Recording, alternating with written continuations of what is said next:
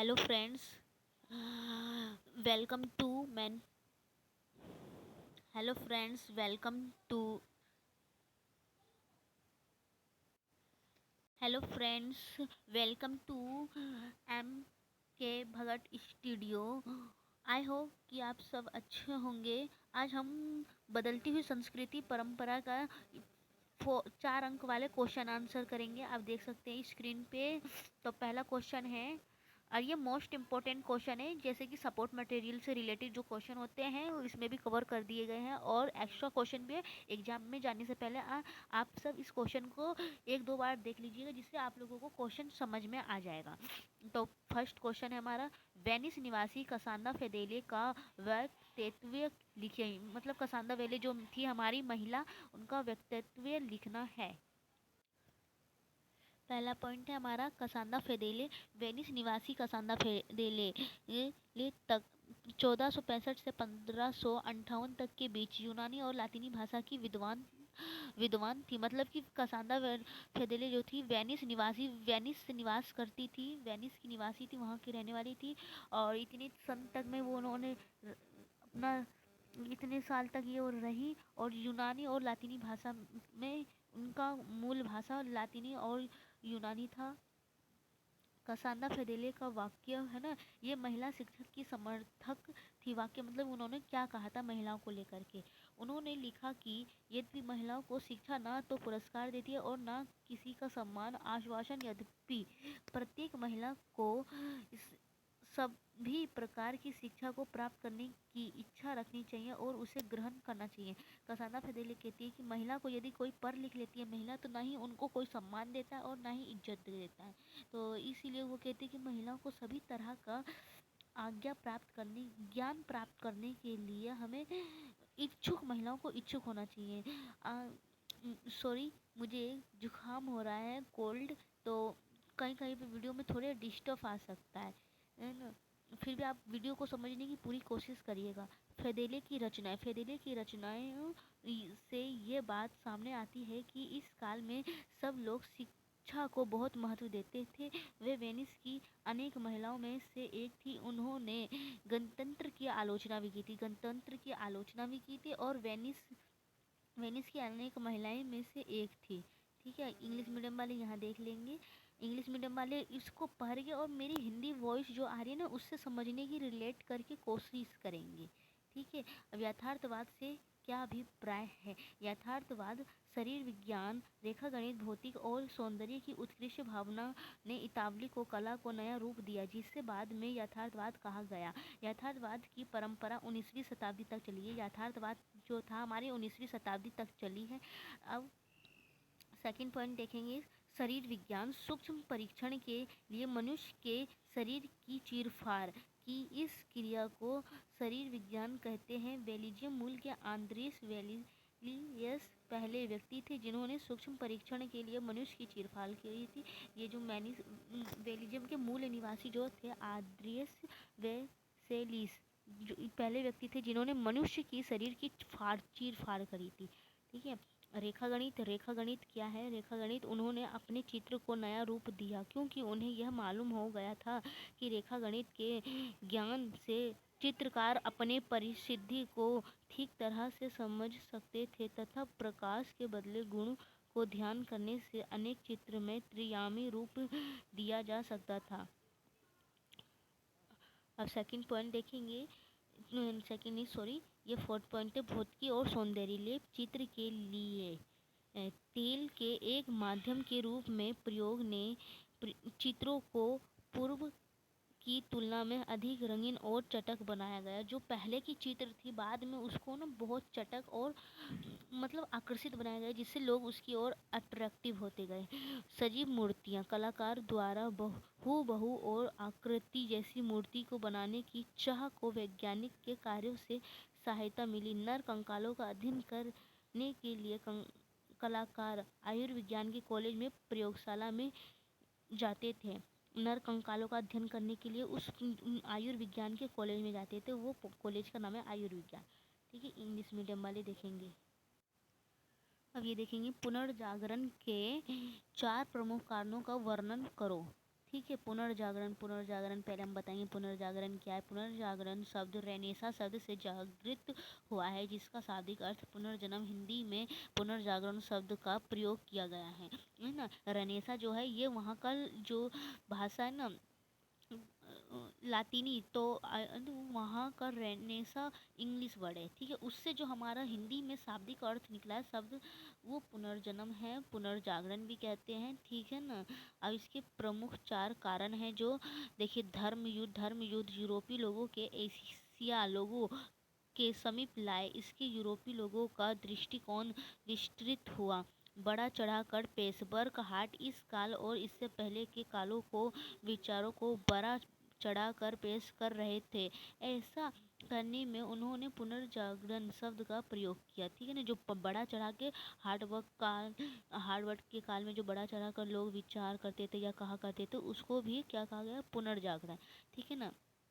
अब यहाँ बोला गया है गतिशील एवं कलात्मक काल। पुनर्जागरण काल गतिशील और कलात्मक काल था। इसके विपरीत मध्य काल अंधकारमय काल था, जिससे किसी प्रकार का विकास नहीं हुआ था। नई खोज से संस्कृति के नए केंद्रों की खोज हुई, विश्व को आपस में जोड़ा गया, ठीक है ना।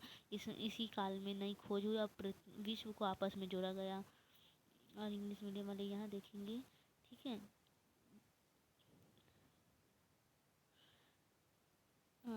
अब ये देखिए 4 पॉइंट का क्वेश्चन है, तो ये हमारा आता है यहाँ पर विज्ञान, है ना। विज्ञान और दर्शन के क्षेत्र में अरबियों के योगदान की व्याख्या कीजिए, ठीक है ना। तो उत्तर यहाँ है पांडुलिपियों का अनुवाद, ठीक है।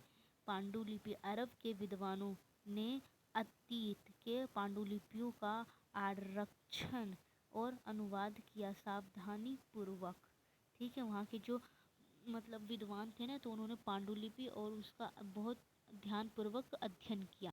वीडियो में थोड़ा पीछे वॉइस ना रुक रुक के मतलब धीमा हो गया है, तो ये मैंने दोबारा एक्सप्लेन कर दिया है। आप इसको समझने की पूरी कोशिश करिएगा। इसमें क्या बोला गया है, जो यूरोप था ना, उसमें यूरोप पूरे इटली में ही नहीं, पूरे यूरोप के जितने भी देश या राज्य के यूरोप के जितने भी राज्य थे, उसमें पूरे में ही मानवतावादी विषय पढ़ाया जाने लगा था, ठीक है ना। अब हम 4th पॉइंट देखेंगे, तो ये बोलता है कि अल का उल्लेख जिन्हें इतावली दुनिया में ज्ञानी माना जाता था, में अरबी के हकीम और मध्य एशिया के बुखारा के दार्शनिक इब्न सिना और आयुर्विज्ञान विश्वकोश के लेखक अल राजी ने अरबी भाषा के विषय उपवाद अल का उल्लेख किया, जो यूनानी और अरबी भाषा के बीच रहे संबंध को दर्शाता है। यूनानी और अरबी भाषा के बीच के संबंध को दर्शाता यह अपपद अल का उल्लेख किया हुआ था, ठीक है ना। ये हिस्ट्री टर्म्स है ना, तो थोड़े लफ्ज लड़खड़ा जाते हैं, तो पहली बार सबका लड़खड़ाता है, कोई बात नहीं। 2-3 बार पढ़ने से, समझने से, देखने से साफ हो जाता है। 5 क्वेश्चन, मानवतावादी विचारों से क्या अभिप्राय है या क्या लक्षण है, इस तरह से क्वेश्चन आता है। मानवतावादी विचार के अभिलक्षण, व्यक्ति आत्मनिर्भर। यह संस्कृति इस नए विश्वास पर आधारित थी कि व्यक्ति अपने बारे में खुद निर्णय लेने और अपनी दक्षता को आगे बढ़ाने में समर्थ है। ऐसा व्यक्ति आधुनिक था, जबकि मध्यकालीन मानव पर चर्चा बनी रही। जो व्यक्ति अपने बारे में खुद सब कुछ कर सकता है, जो दूसरे से निर्णय नहीं लेता, ठीक है ना, तो वो क्या था, हमारा आत्मनिर्भर। मतलब कुछ भी काम करना क्या होता है, अपने से, तो आत्मनिर्भर, किसी पर डिपेंड नहीं रहना, ठीक है ना। उसको ही तो उसको क्या बोला गया है यहाँ पर, दक्षता, आगे बढ़ना, ठीक है ना, उस आधुनिक, जबकि मध्यकालीन पर चर्चा बनी थी। ऐसे व्यक्ति जो आत्मनिर्भर है, उसको आधुनिक व्यक्ति कहा गया है। और शिक्षा, जो व्यक्ति केवल धार्मिक शिक्षण ही नहीं करते, इसके अतिरिक्त व्याकरण, अलंकार शास्त्र, कविता, इतिहास और नीति निर्देश विषय पढ़ते और उपयुक्त विषय पढ़ाते थे। 15वीं शताब्दी के शुरू के दशकों में उन अध्यापकों के लिए प्रयुक्त किया गया था, ठीक है ना। शिक्षा, जो वहाँ पे लोग थे, धार्मिक विषय ही नहीं पढ़ते और न पढ़ाते थे, बल्कि इसके अतिरिक्त व्याकरण, अलंकार शास्त्र, कविता, इतिहास, जो सारा ज्ञान होता था, वो खुद पढ़ते थे और पढ़ाते थे। 15वीं शताब्दी में उनके लिए ये शिक्षा अच्छा शब्द यूज हुआ है, ठीक है। संस्कृति ये विषय धार्मिक नहीं थे, वर्ण और कौशल पर बल देते थे, जो व्यक्ति चर्चा और वाद विवाद से विकसित करता था। मनुष्य का आदर सम्मान होना चाहिए, उसका जीवन सुधारने के लिए विशेष प्रयत्न किए जाने चाहिए और मानव संबंधी समस्याओं को दूर करना चाहिए। अब हमें अपनी संस्कृति को आगे बढ़ाना है, तो क्या मानव की जो समस्याएं हैं उनको दूर करना चाहिए ना, इसमें यही बताया गया है। धर्मनिरपेक्ष विचार क्या है? जैसे कि मानवतावादी विचार उन लोगों के होते थे जो कि एक विशेष धर्म को न मानकर हर धर्म को बराबर अधिकार दे, जिसके मन में सोच में नागरिकता की भावना हो, उसके विचार मानवतावादी विचार कहलाते थे, ठीक है ना। धर्मनिरपेक्ष मतलब मानवतावादी, उस समय मानवतावादी विचार उसके होते थे, उन्हें कहा जाता था मानवतावादी, जो किसी एक विशेष धर्म को नहीं मानता, ठीक है। मतलब वो सभी धर्म को समान सम्मान देता है ना। कोई ऐसे नहीं कहता कि वो उस धर्म का, वो उस धर्म का, मैं इस धर्म का हूँ, ऐसा कोई कुछ नहीं बोलता है, ठीक है ना। सभी को सम्मान बराबर सम्मान दिया जाता है, ठीक है। और यहाँ पर यह हमारा इंग्लिश मीडियम वाले के लिए है। अब हम देखेंगे 6 धर्म सुधार आंदोलन के मुख्य उद्देश्य। जब धर्म सुधार किया गया तो उनमें कौन कौन से उदाहरण थे? तो सबसे पहले हमारा उदाहरण यही आ जाएगा, भ्रष्टाचार को दूर करना। चर्च और मत में फैले हुए भ्रष्टाचार को दूर करने के लिए धर्म सुधार आंदोलन चलाए गए थे, ठीक है ना। जो वो था बहुत सारे धर्म, ठीक है। अन्य अन्याय में सुधार, पोप और पादरी के न्याय, अत्याचार व भोग विलास की जीवन में सुधार आ जाए, इसलिए भी धर्म सुधार आंदोलन चलाए गए। प्रथाओं को दूर करने के लिए चर्च के पादुओं को रिश्वत लेकर रखे जाने की प्रथा को दूर करने के लिए धर्म सुधार आंदोलन किया गया, ठीक है। मुक्त पत्रों को रोकना, पोप जो मुक्त पत्र बेचा करते थे उनके रोकने के लिए भी धर्म सुधार, जो है ना, वो एक तरह का पत्र बेचा करते थे, उनको रोका गया, ठीक है ना। वो भोग विलास में विलिप्त रहा करते थे, उनको रोका गया, इसलिए आंदोलन चलाए गए थे। बहुत सिंपल है। ये मार्टिन लूथर कौन था? देखिए मोस्ट इम्पोर्टेंट क्वेश्चन है, मार्टिन लूथर कौन था, उसने पोप की विरुद्ध विद्रोह क्यों किया? मार्टिन लूथर एक जर्मन का भिक्षु था। मार्टिन लूथर कौन था? जर्मन का भिक्षु था, जिन्होंने कैथोलिक चर्च के विरुद्ध अभियान छेड़ा था। इन्होंने ही सबसे पहले व्यक्ति थे जिन्होंने कैथोलिक चर्च के विरुद्ध अभियान छेड़ा। मार्टिन लूथर का विचार, उनका मानना था कि मनुष्य को ईश्वर से संपर्क साधने के लिए पादरों की जरूरत नहीं है। जो पादरी थे, तो है ना, पादरी क्या कहा करते थे, तो सॉरी, ये लोगों से, भक्तों से, श्रद्धालु से पैसा लिया करते थे, ठीक है ना, उन्हें लूटा करते थे। तो इन्होंने, मार्टिन लूथर ने उसके विरुद्ध अभियान छेड़ा था। मार्टिन लूथर के द्वारा अनुयायियों का उद्देश्य, उन्होंने अपने अनुयायियों को आदेश दिया कि वे ईश्वर में पूर्ण विश्वास रखें, क्योंकि ईश्वर ही उन्हें एक समय जीवन की ओर ले जा सकते हैं। इन्होंने अपने मतलब जो शिष्य था उनसे कहा कि वो सिर्फ ईश्वर पर ही विश्वास रखेंगे, ठीक है। और ये पादरी के चक्कर में नहीं पड़ना चाहिए, ये हमें लूट रहे हैं। पोप विरोध, मार्टिन लूथर चर्च के कुरीतियों और कार्यों के विरोधी थे, इसलिए उन्होंने पोप के विरुद्ध कार्य किया, ठीक है। कोपरनिकसी क्रांति क्या थी? ईसाइयों का विश्वास था कि पृथ्वी जो है ना, देखिए ईसाइयों का विश्वास था कि पृथ्वी ना पापों से भरी हुई है। पोप की अधिकता होने के कारण पृथ्वी ब्रह्मांड के बीच में स्थिर है, इसके चारों ओर ग्रह घूमते हैं। कोपरनिकस ने घोषणा की कि पृथ्वी समेत सारे ग्रह सूर्य के चारों ओर परिक्रमा कर रहे हैं। कोपरनिकस को भय था कि ईसाई परंपरावादी की घोर प्रतिक्रिया होगी। बहुत आसान लैंग्वेज में लिखा गया है। कोपरनिकस क्रांति, उनकी मृत्यु के बाद उनका यह दरवाजे उनके शिष्य जोसेफ को मिली। इसके बाद इसे विज्ञान की दुनिया में क्रांति आ गई, इससे ही कोपरनिकस क्रांति कहा गया है। कोपरनिकस क्रांति किसे कहा गया है, ठीक है ना। तो इस तरह से ये क्वेश्चन बनता है, बना भी है। 4 पॉइंट है, स्वर्ग और पृथ्वी में अंतर। आधी शताब्दी के बाद खगोलीय शास्त्री जोहानेस कैप्लर तथा गैलीलियो ने अपने लेखों में स्वर्ग और पृथ्वी के बीच अंतर को समाप्त कर दिया था।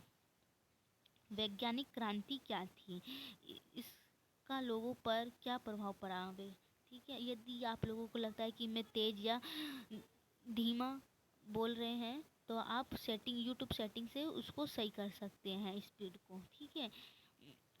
कोपरनिकस कोपरनिकस ने कहा कि पृथ्वी समेत सारे ग्रह सूर्य के चारों ओर परिक्रमा कर रहे हैं।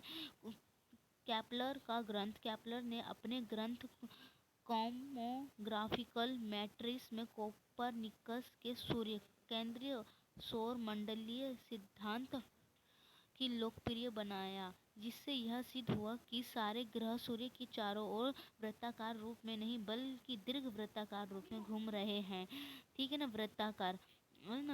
गैलीलियो का ग्रंथ, अब देखेंगे थर्ड पॉइंट बोलता है कि गैलीलियो का ग्रंथ, उनका जो गैलीलियो ग्रंथ था, गैलीलियो ने अपने ग्रंथ दी मोशन में गतिशील विश्व के सिद्धांतों की पुष्टि की थी। विज्ञान के जगत में इस क्रांति ने न्यूटन के गुरुत्वाकर्षण के सिद्धांत के साथ अपनी पराकाष्ठा की ऊंचाइयों को छू लिया।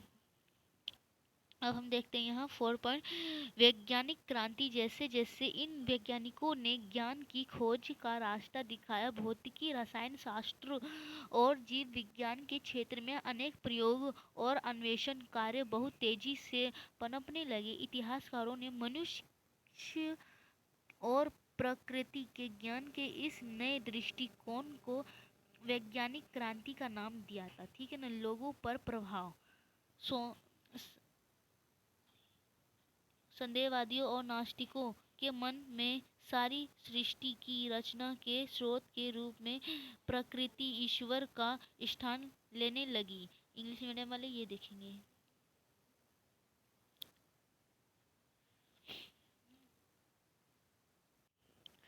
10 नंबर का क्वेश्चन है, पुरुष प्रधान समाज में महिलाओं को उचित स्थान कैसे प्राप्त मिला या कैसे प्राप्त हुआ, ठीक है ना।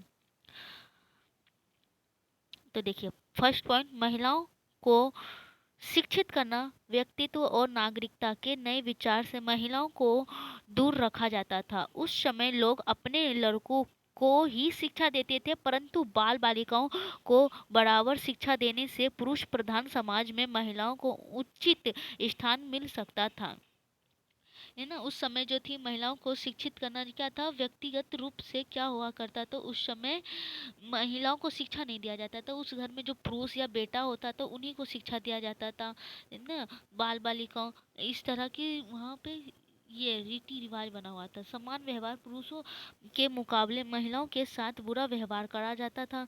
उनका सार्वजनिक जीवन में प्रभुत्व नहीं था। महिलाएं अपना जीवन अपने अनुसार व्यतीत नहीं कर पाती थी ना। महिलाएं क्या थी, वहाँ उस समय महिलाओं पे ना एक पाबंदी लगा हुआ था, जो पुरुष कहेंगे जो उसी तरह का होगा। महिलाएं अपनी मन की नहीं चला पाती थी, ठीक है, अपने अनुसार जीवन नहीं जी सकती थी। महिलाएं तथा पुरुष के साथ समान व्यवहार करने से समाज में महिलाओं को उचित स्थान मिल सकता था।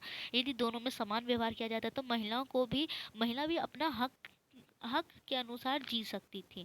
अवसर देना, हमारे समाज में बहुत से कार्य ऐसे होते हैं जिसमें महिलाओं को करने की अनुमति नहीं मिलती। जैसे राजनीतिक कार्यों में महिलाओं को अभी भी ज़्यादा अवसर नहीं मिला पाता। सभी परिस्थिति में महिलाओं को भी समान अवसर देना चाहिए तथा उनका समान योगदान होना चाहिए, ठीक है।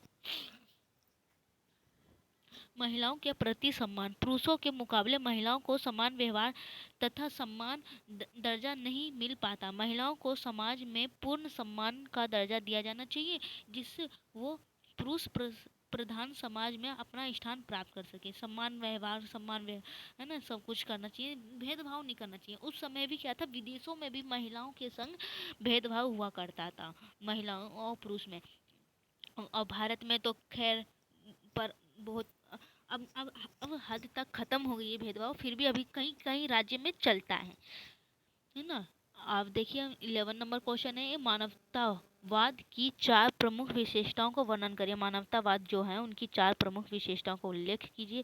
अच्छे लेखकों का उभरना। पुनर्जागरण साहित्य में अनेक अच्छे लेखक उभरे सामने आए। पुनर्जागरण के महान काल साहित्यकार जैसे शेक्सपियर, दांते आदि ने अपनी रचनाओं में मानव की भावनाओं को दुर्बलताओं तथा शक्तियों का विवेचन किया। ये जो शेक्सपियर, दांते अलीगेरी पूरा नाम था, ठीक है ना। इन्होंने अपनी साहित्य को बहुत दुर्लभता, बहुत बारीकी से निखारा है, ठीक है ना। मानवतावादी विचारधारा जिसमें मानव के जीवन सुख और समृद्धि पर जोर दिया गया जाने लगा। सुख समृद्धि पर जोर दिया गया। अब मानव आत्मनिर्भर होने लगे। मानव धर्म तथा ईश्वर के लिए ही न होकर अपने लिए भी है, ये तथ्य अब स्पष्ट होने लगा। विशेष महत्व पर जोर। इससे हम अपने जीवन का अपने विशेष महत्व पर जोर दिया गया। धर्म का निरंतर कमजोर होना। मानवतावादी संस्कृति की विशेषताओं में से एक था मानव जीवन पर धर्म का निरंतर कमजोर होना। इटली के निवासी भौतिक संपत्ति, शक्ति और गौरव से बहुत ज्यादा आकृष्ट थे, परंतु ये जरूरी नहीं कि वे धार्मिक थे, है ना। मानवतावादी बहुत कमजोर और मानवतावादी के विशेषता में एक ये प्रमुख कारण है कि वहाँ का जो धर्म था ना निरंतर कमजोर पड़ने लगा था, ठीक है। ये महत्वपूर्ण था। इंग्लिश मीडियम वाले यहाँ ध्यान देंगे। और 12 नंबर क्वेश्चन है, पुनर्जागरण ने साहित्य को किस प्रकार प्रभावित किया था। अच्छे लेखकों का उभरना। पुनर्जागरण काल में अनेक अच्छे लेख उभरे सामने आए, जैसे शेक्सपियर, दांते अलीगिहरी।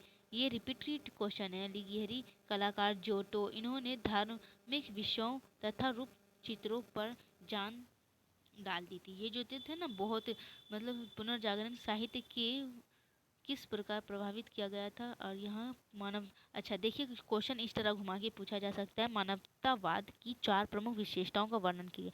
मानवतावाद की विशेषता वहाँ वर्णन करना। यहाँ पुनर्जागरण में जो था ना, पुनर्जागरण के ने साहित्य को किस प्रकार प्रभावित किया था। तो अच्छे लेखकों का उभरना जो था ना, दांते अलीगहरी, और जोटो, ठीक है, शेक्सपियर, इन्होंने उस समय मतलब अच्छा रूप चित्र ड्राइंग बनाया था। साहित्य का विस्तृत होना। साहित्य अधिक विस्तृत हुआ। इटली के मानवतावादी संस्कृति का 15वीं शताब्दी के अंत से अल्प्स पर्वत के पार पनपने का मुख्य कारण छपी हुई पुस्तक का विवरण था। उस समय अल्प पर्वत के प्रमुख कारण थी, ठीक है ना। इटली के मानवतावादी संस्कृति 15वीं शताब्दी में अल्प पर्वत के पार जो पनपने लगा था। विदेश में इटली में एक अल्प्स पर्वत है, जैसे कि भारत में माउंट एवरेस्ट है ना, उसी तरह वहाँ कम है। ये रोमन संस्कृति। यूरोप में इस समय आए संस्कृति बदलाव में रोम तथा यूनानी की क्लासिकी सभ्यता का ही केवल हाथ नहीं था। रोमन संस्कृति के पुरातत्विक और साहित्यिक पुनरुत्थान ने भी इस सभ्यता के प्रति बहुत अधिक प्रशंसा के भाव उभरे थे, ठीक है। भाषा के आधार पर लोगों की पहचान। भाषाओं के आधार पर यूरोप के विभिन्न क्षेत्र ने अपनी पहचान बनानी शुरू की। पहले आंशिक रूप से रोमन साम्राज्य द्वारा और बाद में लातीनी भाषा और ईसाई धर्म द्वारा जोर जुड़ा। यूरोप अब अलग अलग राज्यों में बटने लगा। इन राज्यों के आंतरिक जुड़ाव के का कारण समान भाषा का होना था। इस पैराग्राफ में हमें ये बताया गया है कि जो ये यूरोपीय था, यूरोप, तो उसमें यूरोप विभिन्न क्षेत्र में बंटने लगा। किस कारण से बंटने लगा, तो उसका मुख्य कारण था मतलब कि अलग अलग जगह पर अलग अलग भाषा बोलने जाने लगी, ठीक है ना। और ईसाई धर्म का जोड़ा गया इस तरह से। जैसे कि भारत का एग्जाम्पल ले तो अलग अलग राज्य में अलग अलग भाषा बोली जाती है, तो उस हिसाब से भारत में राज्य बांट दिया गया है। इसी तरह यूरोप में जितने भी राज्य हैं ना, तो यूरोप में अलग अलग क्षेत्र में अलग अलग भाषा बोली जाने लगी, अलग अलग धर्म जुड़े हुए थे, है ना। तो उसी तरह से वहाँ का भी जुड़ाव हो गया था, ठीक है ना। लातीनी भाषा आंतरिक जुड़ाव का कारण मुख्य था। इंग्लिश मीडियम वाले ध्यान देंगे, ठीक है। आगे हम बढ़ते हैं। अब तेरहवा क्वेश्चन है 1429 से 1520 ईस्वी के बीच कौन कौन सी भौगोलिक खोज हुई थी। अब इस तरह से भी पूछा जा सकता है कि यूरोप का भौगोलिक स्थिति क्या थी, या तो ये सन याद कर लीजिए सन, ठीक है ना। 1429 ईस्वी से 1520 ईस्वी तक भौगोलिक स्थिति, तो हमें भौगोलिक अमेरिका की खोज हुई। अमेरिका 1492 में क्रिस्टोफर कोलंबस ने अमेरिका की खोज की थी। ठीक है, विदेशी लोग हैं तो विदेशी नाम थोड़ा डिफिकल्ट है, मत लिख करके देखिएगा, याद हो जाएगा। ठीक है, वो 1492 में अमेरिका पहुंचे थे। भारत की खोज वास्को डी गामा के द्वारा, वास्को डी गामा, देखिए तोड़ तोड़ के पड़ेगा, वास्को डी गामा, मैंने 2-3 बार बोल दिया वास्को डी गामा, तो आप लोगों को भी आई होप कि याद हो गया होगा। द्वारा 1429 से 1520 के ईस्वी में भारत की खोज हुई थी। गुरुत्वाकर्षण की खोज 1429 ईस्वी से लेकर के 1520, देखिए जब भारत का खोज हुआ तभी गुरुत्वाकर्षण का खोज हुआ था। ठीक है ना, बीच में न्यूटन ने गुरुत्वाकर्षण की खोज कर दी, वो वेरी सिंपल है।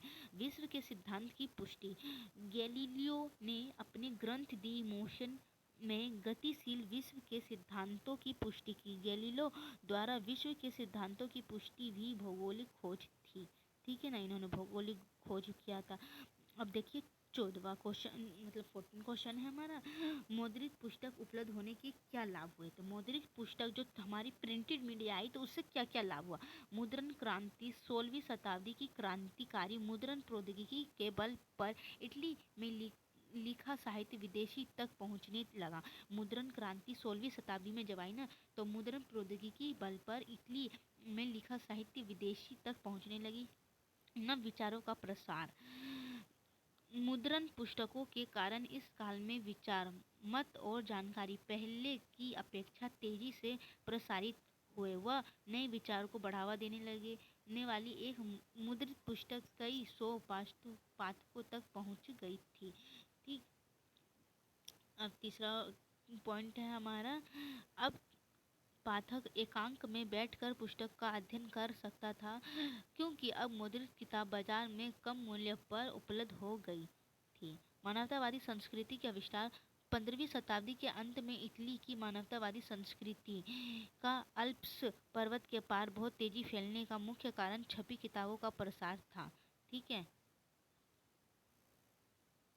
अब हम आगे देखते हैं, 15 क्वेश्चन पे आ गए हैं।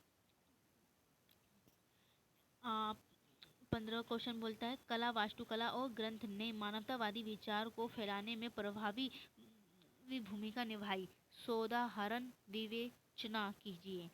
ठीक है, कला, वास्तुकला और ग्रंथ ने मानवतावादी विचार को फैलाने में प्रभावी भूमिका निभाई। पहले के कलाकारों द्वारा बनाए गए चित्र के अध्ययन से नए कलाकारों को प्रेरणा मिली। रोमन संस्कृति के भौतिक अवशेषों की उतनी ही उत्सुकता के साथ खोज की गई जितनी की अतीत की प्राचीन ग्रंथ की थी। ठीक है ना, रोमन की भी उतनी ही चेष्टा से खोज, उत्सुकता से खोज किया गया जितनी की प्राचीन ग्रंथों की खोज की जाती है। एक्स्ट्रा वॉइस आता हो तो सॉरी, उस पर ध्यान नहीं दीजिएगा। रोमन साम्राज्य के पतन के 1000 साल बाद भी प्राचीन रोम और उसके उजाड़ नगरों के खंडहरों में कलात्मक वस्तुएं मिली। अनेक शताब्दियों पहले बनी आदमी और औरतों की संतुलित मूर्तियों के प्रति आदर ने उस परंपरा को कायम रखने के लिए इतालवी वास्तुविदों को प्रोत्साहित किया। 1416 में डोनाटेल्लो ने सजीव मूर्ति बनाकर नई परंपरा कायम की। कलाकारों द्वारा हूबहू मूल्य आकृति जैसी मूर्ति को बनाने की चाह को वैज्ञानिक के कार्यों से सहायता मिली। देखिए इसमें क्या बोला गया है, हमारा पॉइंट ये थोड़ा लेंथी है बट आसान भी है समझना। देखिए रोमन साम्राज्य के पतन, जब रोमन साम्राज्य का पतन हुआ तो 1000 साल बाद प्राचीन रोम और उसके उजाड़ नगर के खंडरों में कलात्मक वस्तुएं मिली। जब रोमन साम्राज्य का पतन हुआ 1000 साल बाद, तो क्या हुआ, कलात्मक खंडरों में कलात्मक वस्तु और मूर्ति मिली। जैसे कि कहीं का पतन हो जाता है, कहीं राज्य नष्ट हो जाते हैं, देश नष्ट हो जाता है ना, तो उस वहाँ पे जब हम कुछ कई हजार साल बाद छानबीन करते हैं खोज, तो हमें बहुत सारी अवशेष मिलती हैं, है ना। उसी तरह से अनेक शताब्दियों पहले बनी आदमी और औरतों की संतुलित मूर्ति के प्रति आदर ने परंपरा को कायम रखने के लिए इतालवी वास्तुविदों को प्रोत्साहित किया। 1416 में दोनातल्लो ने सजीव मूर्ति बनाकर न 1416 में दोनातल्लो ने सजीव मूर्ति बनाकर नई परंपरा कायम करी थी। ये जो दोनातल्लो थे व्यक्ति, वहाँ का लोगों व्यक्ति का नाम है, उन्होंने सजीव मूर्ति बना करके परंपरा कायम करी। कलाकारों द्वारा हूबहू आकृति जैसी मूर्ति बनाने की चाह को वैज्ञानिक के कार्यों को सहारा मिला। ठीक है ना। अब यह है नर कंकालों का अध्ययन करने के लिए कलाकार आयुर्विज्ञान कॉलेज की प्रयोगशालाओं में गए। बेल्जियम के मूल आंडियस वेसेलिस पादुआ विश्वविद्यालय में आयुर्विज्ञान के प्राध्यापक थे। ये पहले व्यक्ति थे जिन्होंने सूक्ष्म परीक्षण के लिए मनुष्य के शरीर की चीरफाड़ की। इसी समय आधुनिक शरीर क्रिया विज्ञान का परंपरा हुआ। ठीक है ना, प्रारंभ हुआ सॉरी। चित्रकारों के लिए नमूने के तौर पर प्राचीन कृतियां नहीं थी, लेकिन मूर्तिकारों की यह उन्होंने यथार्थ चित्र बनाने की कोशिश की। उन्हें अब यह मालूम हो गया कि रेखागणित के ज्ञान से चित्रकार अपने परिदृश्य को ठीक तरह से समझ सकता है तथा प्रकाश के बदलते गुण का अध्ययन करने से उनके चित्र में त्रियामी रूप दिया जा सकता है। लेप चित्र के लिए तेल के एक माध्यम के रूप में प्रयोग ने चित्रों को पूर्व की तुलना में अधिक रंगीन और चटक बनाया। इस तरह शरीर विज्ञान, रेखागणित, भौतिक और सौंदर्य की उत्कृष्ट भावना ने इतालवी कलाओं को नया रूप दिया, जिसे जैसे बाद में यथार्थवाद कहा गया। यथार्थवाद की यह परंपरा 19वीं शताब्दी तक चली थी। इसमें यथार्थवाद कहा गया। इससे पहले आप 4 अंक वाला क्वेश्चन आंसर देखिएगा ना, तो उसमें भी ये पॉइंट बोला गया। इसमें थोड़ा लेंथी बढ़ा करके बोला गया। ये 8 नंबर का क्वेश्चन होना चाहिए। ठीक है ना, उसमें आएगा। अब यहाँ है, जहाँ तक साहित्य की बात है, जो कुछ भी इटली में लिखा गया विदेश तक पहुँचा, ये सब 16वीं शताब्दी की क्रांतिकारी मुद्रण प्रौद्योगिकी की दक्षता की वजह से हुआ। अब विचार मत पर जानकारी पहले की अपेक्षा तेजी से प्रसारित हुई। नए विचार को बढ़ावा देने वाली एक मुद्रित पुस्तक कई सौ पाठकों के पास पहुंच सकती थी। 15वीं शताब्दी के अंत से इटली के मानवतावादी संस्कृति का बहुत तेजी से फैलने का मुख्य कारण वहां पर छपी हुई पुस्तक का विवरण था। ठीक है ना। इसमें साहित्य जो थी, मूर्ति जब मुद्रण आया, मुद्रण है ना, प्रिंटिंग मीडिया आया, तो उस समय क्या हुआ, पुस्तक लोगों तक पहुंचने लगी है ना। हजार लोग एकांक में पढ़ना पसंद करते थे। इसमें यही सब बताया गया है। और यहाँ इंग्लिश मीडियम वालों के लिए है। ठीक है, इंग्लिश मीडियम वाले ध्यान देंगे। I hope. अब हम 8 नंबर वाला क्वेश्चन करेंगे। 8 नंबर वाला क्वेश्चन हम नेक्स्ट वीडियो में लेकर के आएंगे। ठीक है ना। तो इस वीडियो का लिंक आपको डिस्क्रिप्शन में मिल जाएगा, या तो आप चैनल पे जा कर के विजिट कर लीजिएगा, मिल जाएगा यूट्यूब पे। और चैनल का नाम MK भगत स्टूडियो है। और अपने दोस्तों तक इस वीडियो को शेयर कीजिए। ठीक है ना, ताकि उन्हें भी हिंदी इंग्लिश मीडियम जो भी हैं, दोनों में इन्हें समझ में आएगा। इससे पहले का भी है, 2 अंक वाले भी क्वेश्चन आंसर हैं, आप उसको भी जा कर के विजिट करिएगा। वीडियो देखने के लिए थैंक यू।